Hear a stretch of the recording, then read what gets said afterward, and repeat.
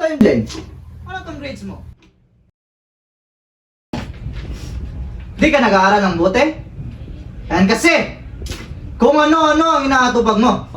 Ilma, huwag mo na magsigawan yung anak mo. Ano magsigawan? Gusto mong matuwa pa ako sa grades niya? Yan kasi! Babaya kang ina! Ako? Pabaya? Bakit? Sino bang nandito sa bahay palagi nagbabantay kay MJ? Hindi ba ako? Palibhasa kasi wala ka dito eh. Kulang ka sa ruga. Kulang? Bakit? Ano bang ginagawa ko? Ako ang nagtatrabaho sa pamilyang ito. Narito ka lang sa bahay. Hindi mo pa magawang alagaan ang anak mo.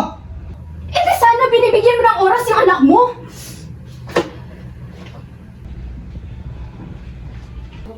Bakit di mo ako maintindihan? Tingnan mo ang ugali ng anak mo. Manang-mana sa'yo. Talagang ako pa talaga sinisisi mo ha? Bakit? Sino ba ba? Ako? Eh di sana tinutulungan mo ako maging magulang dyan sa anak mo. Bakit? Hindi pa ba ako tumutulong? Ako na nga ang nagtatrabaho para ipataguyod ang pamilyang ito. Pukusan ng si MJ, hindi mo pa magawa? Ito tatandaan mo ha? Hindi lahat nakukuha sa pera. Wala akong pakialam kung magkano kinikita mo. Ang kailangan mo maging tatay dyan sa anak mo.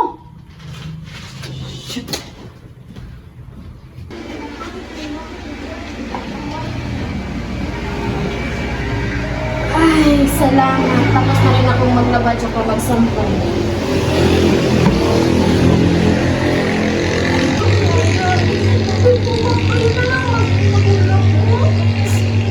Naku, MJ, sinasaktan ka na naman ba ng tatay mo? Hindi naman po. Lagi na lang po kasi nag-aaway yung mami at daddy ko. Pasensya ka na, MJ, ha? Hindi kasi pwedeng ako yung maging magulang mo. Eh, alam naman natin, di ba, na sila yung mga magulang mo. Takot po ako.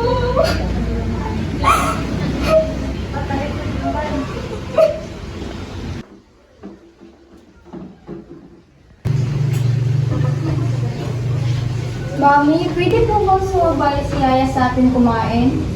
Sige na, Yaya. Sumabay ka na sa amin kumain. Thank you, Mama. Natikman mo ba yung niluto kong ulam kahapon? Alam kong paborito mo yung inihaw na karne. Yaya, pwede po bang laruin natin si Bantay pagkatapos natin kumain? Ay, sige ba? Hindi kasi tayo nakapag-banding kahapon. Na-miss kong kilitiin ka. Ano ba? Kumakain tayo, oh. Kailangan ba talaga magaganyan dito? Pasensya na po, sir. Yaya, mamaya ka na lang siguro sumabay sa amin kumain para di na rin mapagalitan si MJ. Ah, sige, ma'am. MJ, doon ko na ako sa kitchen. Hanggang dito ba naman? Ganyan yung ugali mo? Pwede ba? Nasa harap tayo ng pagkain, no? Bakit? Ginagalang niyo ba ang pagkain? MJ, kumakain tayo, oh. Nakikipaglaro ka. Mabuti pa si Yaya. Mabait. Pero kayo lagi na lang nag-aaway. Hoy MJ, bumalik ka rito. MJ! Tignan mo nga yung anak mo. Manang-mana sa ugali mo. Yun nga, nakita mo. Mas close pa siya kay Yaya. Wala ka kasing oras sa kanya eh. Teka lang ah. Ba't ako pa yung mali? Hindi ba ikaw dapat ang masasaktan? Mas close pa yung anak mo sa yaya niya kaysa sa'yo.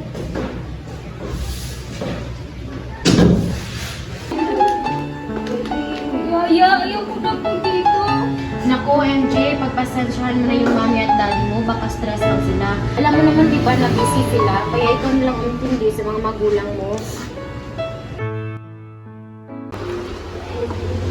MJ, pumasok nga sa kwarto mo. Ano ba pinagsasabi mo sa anak ko? Ah, wala po, ma'am. Pinapaliwanag ko lang po kay MJ kung ano ang nangyayari dito sa bahay. Alam mo yaya, hindi ka na nakakabuti sana. Mas mabuti pang umalis ka dito. Sir, hindi ho akong problema dito. Eh sino? Kayo. Kayo ho, sir, dahil palagi na lang kayo nag-aaway. Hindi niyo na nakikita yung anak niyo. At sino nabigay sa'yo ng karapatang questionin kami, ha? Wala kang karapatan. Pinapasahod ka namin para gawin yung mga gawain dito sa bahay. Hindi para panghimasukan yung pamilya namin. Naiintindihan mo ba? Hindi naman ho sa nangihimasok ako sa buhay niyo, ma'am. Pinoprotektahan ko lang ho yung alaga ko dahil hindi na siya iba sa akin. Pinoprotektahan? Bakit? Sinasaktan ba namin yung anak namin? Eh, hindi naman sa ganun, ma'am. Palagi ko naman kasi nakikita yung anak niyo na umiiyak dahil feeling niya hindi siya importante sa inyo. Alam mo, ayaw ko na ng ganyang drama dito sa bahay. Kapag-desisyon na kami, malis ka na sa bahay nito. Sige na!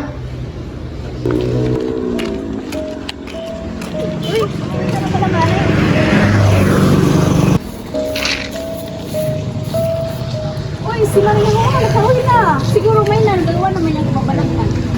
Baka nagbakaw, wala lang pagkanakaw dito. Hayaan nyo, natanong ko kay Marika.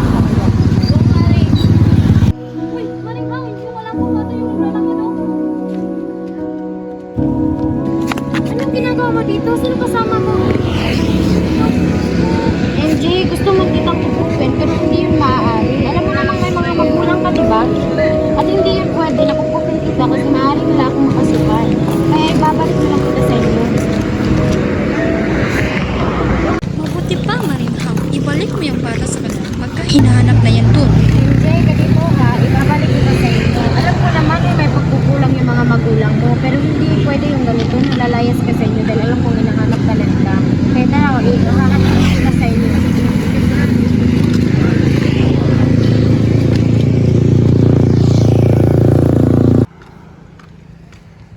Bakit na paano yun? Oo nga, chikahan mo nga kami. Hay naku, ang mamaritis ko talaga. Balik na kayo sa bahay nyo.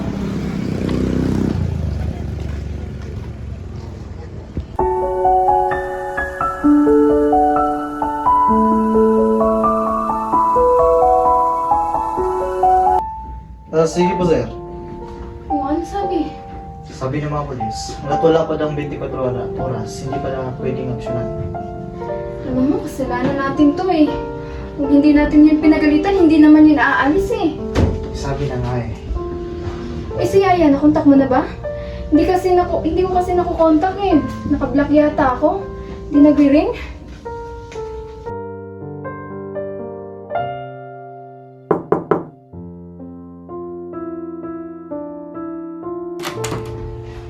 MJ, Ah. Yaya, saan ka ba nanggaling nga? Nag-aalala kami sa'yo.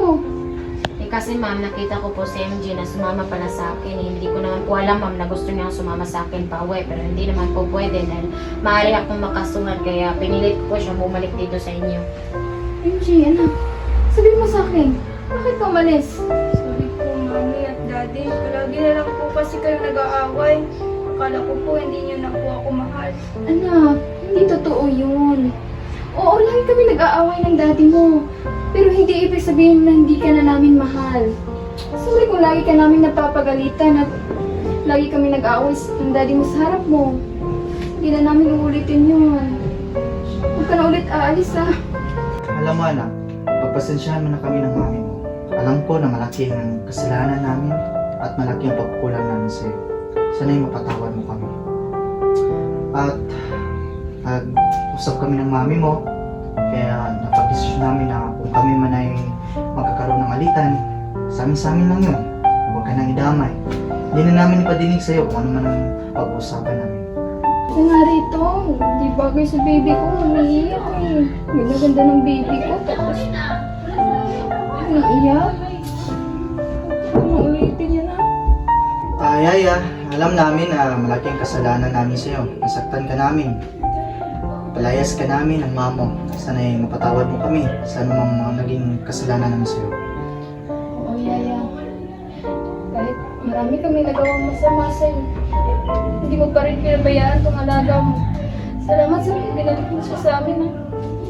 Walang ano man po yun, ma'am, sir. Tsaka isa lang po yung hiling ko na iparamdam nyo kay MJ na importante at mahalaga siya sa inyo dahil mahal na mahal po kayo ng bata.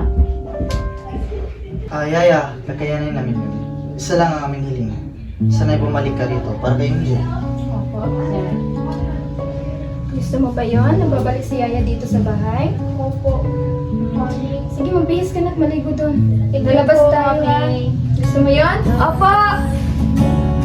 Salamat, Yaya.